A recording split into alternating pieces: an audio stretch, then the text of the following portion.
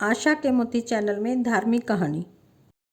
राम राम कहने की महिमा। एक आदमी बर्फ बनाने वाली कंपनी में काम करता था। एक दिन कारखाना बंद होने से पहले अकेला फ्रीज करने वाले कमरे का चक्कर लगाने गया तो गलती से दरवाजा बंद हो गया और वह अंदर बर्फ वाले हिस्से में फंस गया। छुट्टी का वक्त था, सब काम करने वाले लोग घर जा रहे थे। किसी ने भी अधिक ध्यान नहीं दिया कि कोई अंदर फंस गया है। वह समझ गया कि 2-3 घंटे बाद उसका शरीर बर्फ बन जाएगा। अब जब मौत सामने नजर आने लगी तो भगवान को सच्चे मन से याद करने लगा, अपने कर्मों की क्षमा मांगने लगा और भगवान से कहा कि प्रहलाद को तुमने अग्नि से बचाया, अहल्या को पत्थर से नारी बनाया, शबरी के जूठे बेर खाकर उसे स्वर्ग में स्थान दिया। प्रभु, अगर मैंने जिंदगी में कोई एक काम भी मानवता व धर्म का किया है तो तुम मुझे यहाँ से बाहर निकालो। मेरे बीवी बच्चे मेरा इंतजार कर रहे होंगे। उनका पेट पालने वाला इस दुनिया में सिर्फ मैं ही हूँ। मैं पूरे जीवन आपके इस उपकार को याद रखूंगा।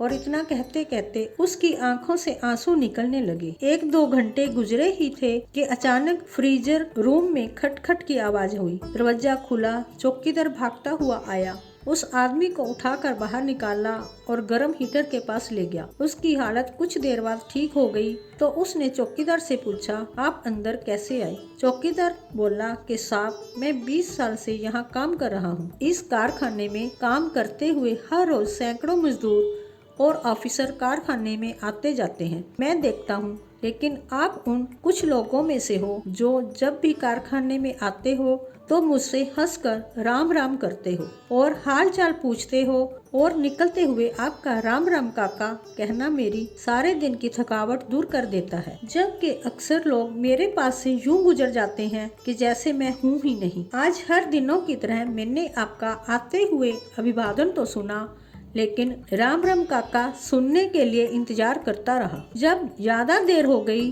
तो मैं आपको तलाश करने चल पड़ा कि कहीं आप किसी मुश्किल में न फंस गए हों। वह आदमी हैरान हो गया कि किसी को हंसकर राम राम कहने जैसे छोटे काम की वजह से आज उसकी जान बच गई। सबकी अपनी जिंदगी है, यहाँ कोई किसी का नहीं खाता है। जो दोगे औरों को वही वापस लौट कर आता है। जय श्री राम।